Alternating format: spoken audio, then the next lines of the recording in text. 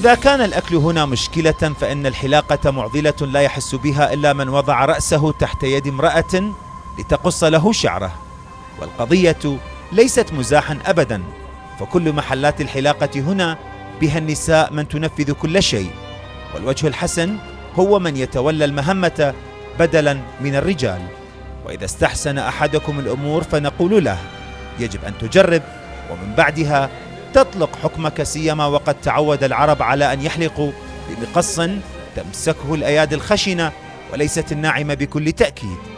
أما نحن فقد أحبنا الله وأنجانا من مقص السيدات، فقد كان الأمر ضربا من الخيال حين لعبت الجزائر أمام أمريكا، وكانت إنجلترا أمام سلوفاكيا بنفس التوقيت، ولا من أحد بجنوب أفريقيا إلا ووضع تلفازه نحو المباراة الثانية.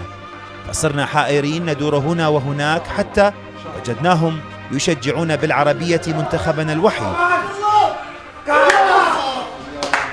فجلسنا معهم ندعو ونأمل بأن يكون الحظ حليفنا، لكنه لم يكن كذلك. على كل حال نتفنا رؤوسنا عندهم، أفضل من أن نسلم أمرنا لمقص قد يغير من شكلنا إلى آخر لا نعرفه مجددا. ووعدناهم بأن نعود ثانية، وفعلا دخلنا عليهم كعادتنا من دون سابق إنذار أو موعد كما في المحلات الأخرى. أنت حلاق، شلون تحلق؟ بحلق جارح نفسك؟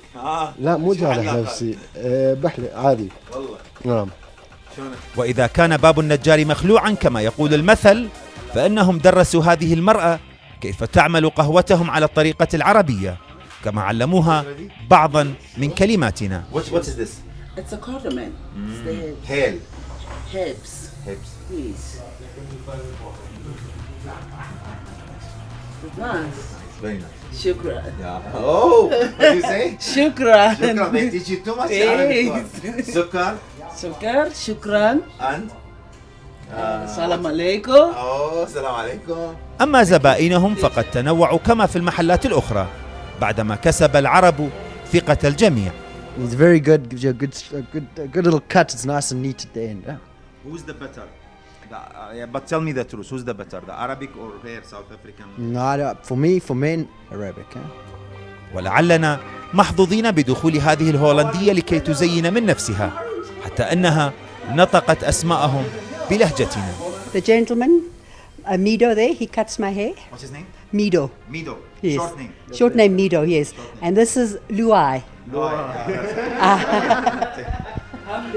أتصور بأننا لم نترك شيئا في المجال هذا لم نشرحه لكم، ونعيما للحلاقة مقدما، سواء عند العرب أو عند غيرهم.